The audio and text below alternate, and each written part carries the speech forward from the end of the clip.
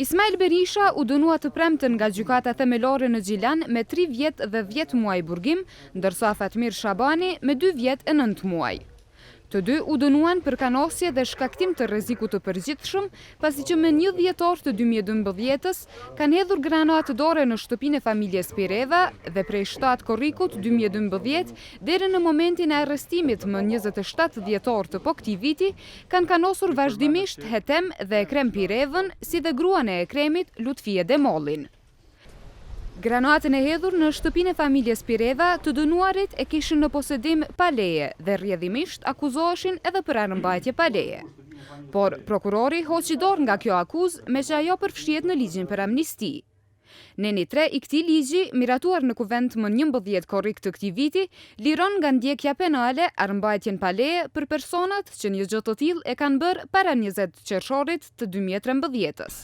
Në këtë gjykim, si provë janë dëgjuar edhe bisedat e regjistruara telefonike në mes të akuzuarve Fatmir Shabani dhe Ismail Berisha, ku ata flasin për thirrjet dhe SMS kërcënuese drejtuar familjes Pireva. Në fjalën përfundimtare, të akuzuarit u deklaruan të pafajshëm.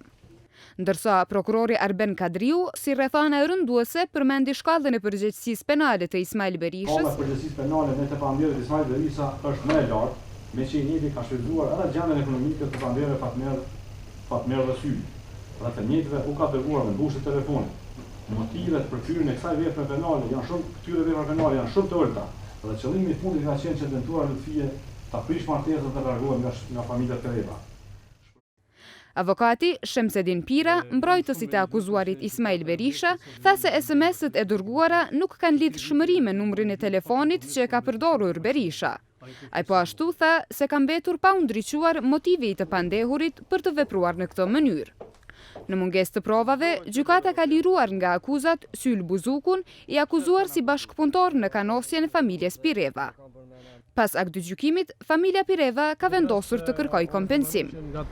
Të akuzum, ka me kërku domen material, domen moral dhe domen jo material.